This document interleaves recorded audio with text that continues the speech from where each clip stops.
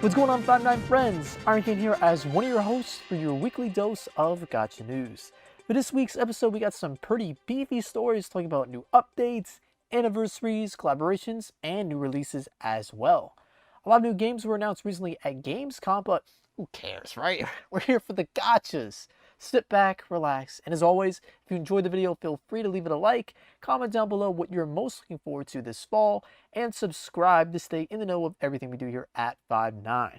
Now, without further delay, let's get into today's news.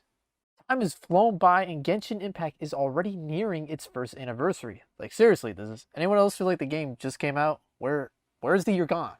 Or is that just a me thing? Anyways, here's some of what we know that's coming so far.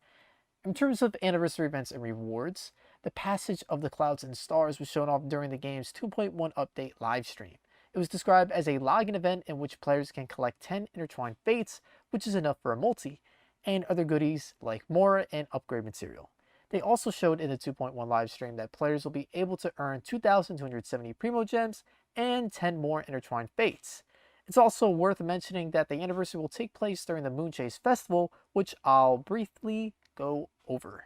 During the festival, the Moonlight Merriment event will be live, in which players can participate in numerous activities in which they can acquire various rewards like Primo Gems, more Crowns of Insight, and even a 4-star Claymore called the Luxurious Sea Lord, which is literally a big fish to smack baddies with.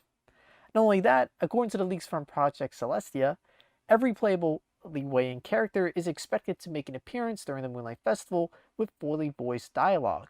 So for those needing a break from Inazuma, this could be a nice change of pace. Also, the 2.1 update for Genshin is right around the corner, coming September 1st, and with it, 4 new characters will be added to the roster. The first banner that will be up with the 2.0 update goes live will feature Ball, a 5-star Electro Archon user.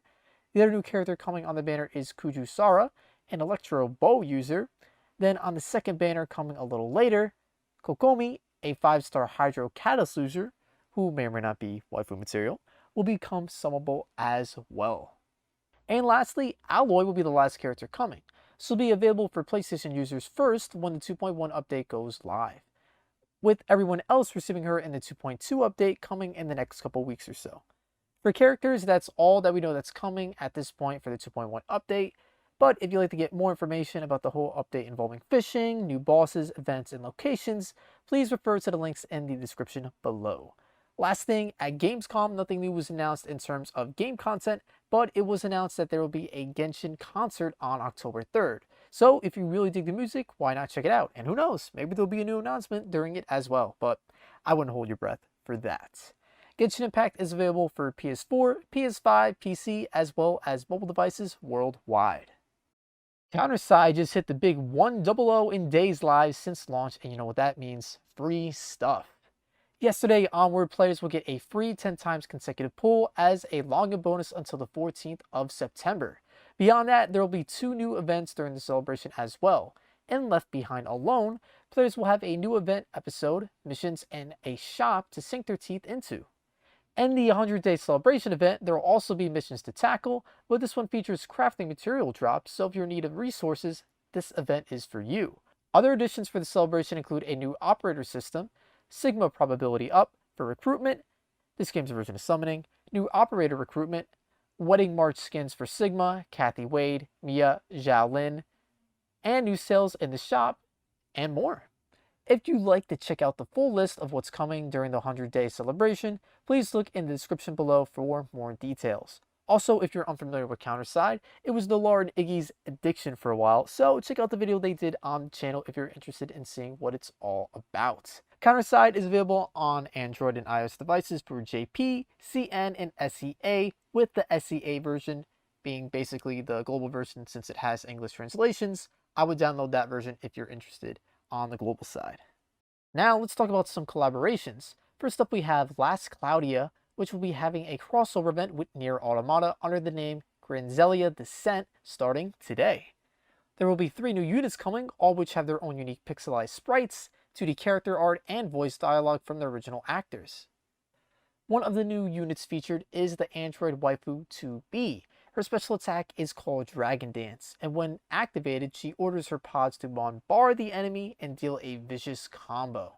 Next is 9S, the scanner android whose special attack is hacking, which to no surprise, he hacks, dealing explosive damage to his foe. Lastly, there's A2, the rogue android whose special attack lets her go into berserk mode, where she deals a devastating combo to baddies. Simone, one of the bosses from Nier Automata, will also be a boss in the crossover event. Not only that, she'll even be obtainable in the form of an LR arc. Other LR arcs include Machine Lifeforms and Emil's Shop. The Emil head arc will appear as an SR, and there will also be a free arc to pick up with 9S that can be obtained by clearing the event. That's not all.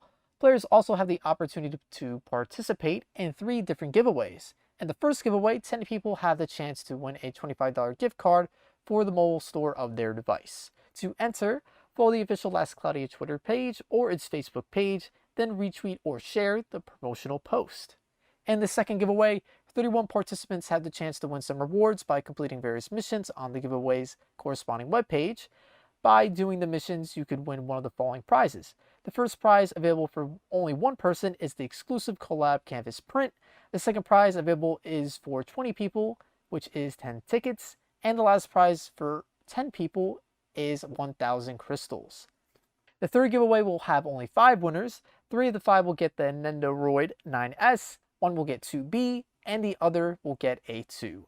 Entering this giveaway is the same as the first. All you have to do is follow one of the Last Cloudia's social media pages and share or retweet the post about the giveaway. If you're interested in any more details about the collaboration as a whole or the giveaways, please visit the game's official collaboration website, which is listed in the description below.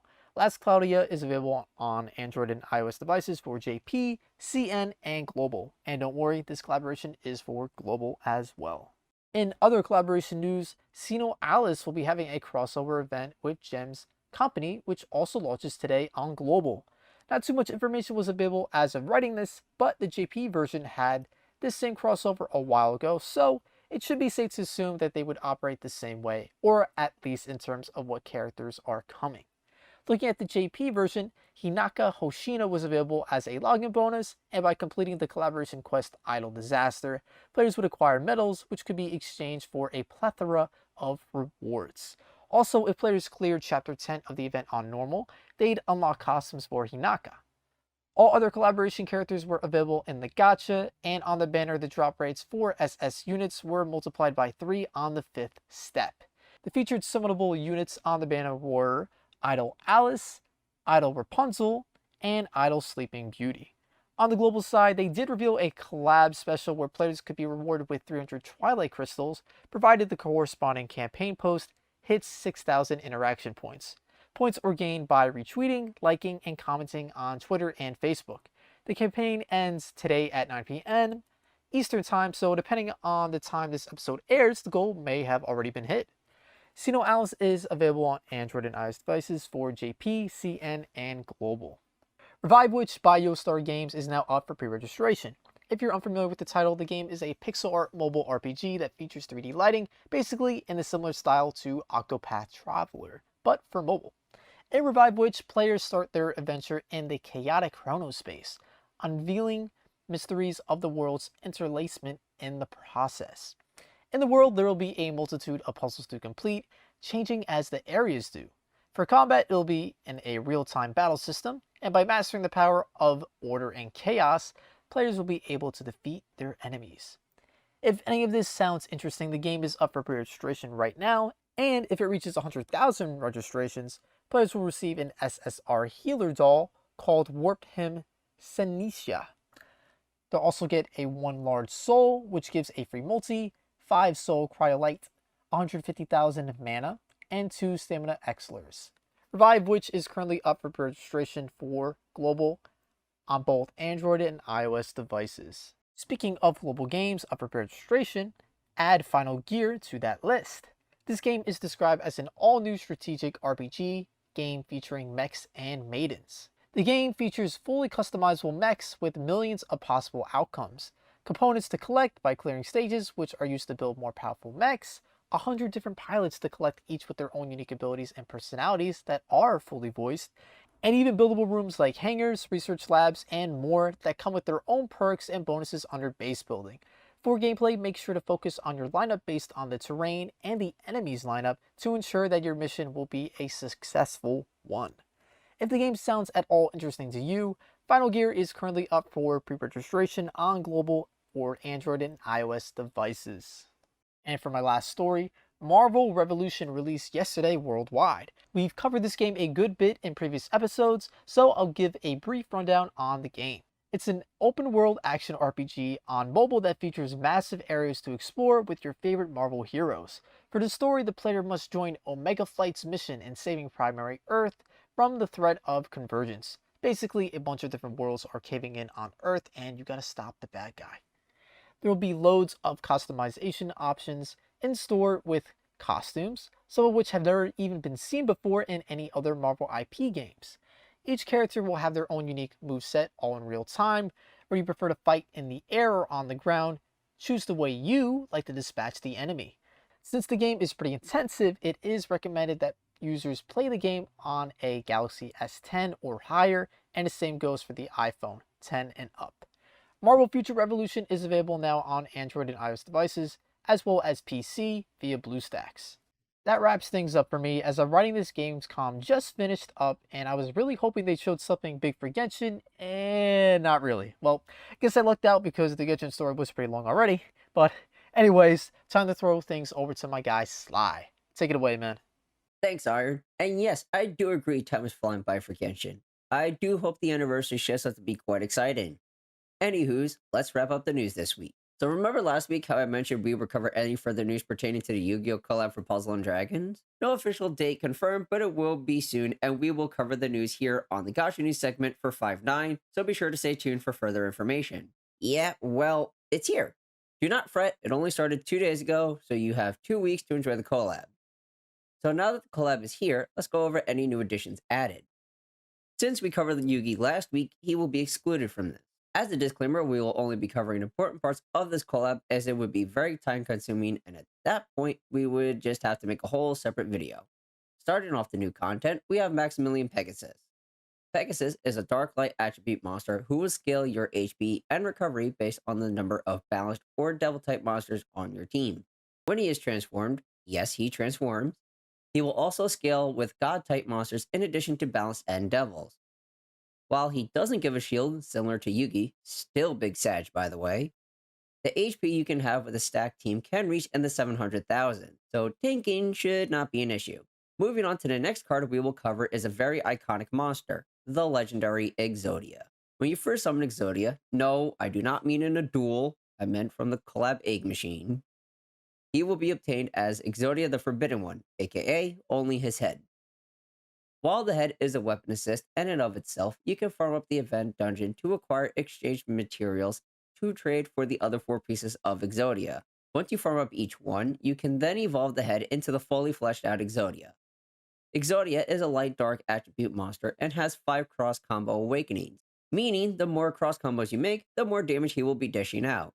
Lastly, we have the special collab dungeon that you can farm to acquire Karibo tokens, which can be used in the monster exchange shop for various other materials, as well as the previously mentioned 4 Exodia pieces.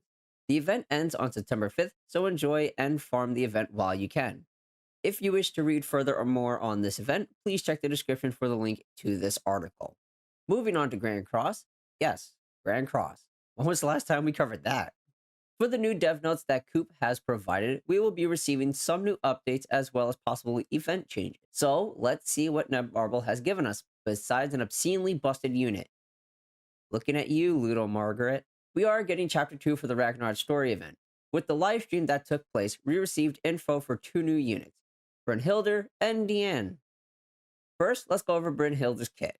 Her passive reads increase the hero's basic stats by 12% for every ally alive in battle. Increases all of the hero stats by 8% when an ally dies. Applies when entering battle, excludes deathmatch and PvP.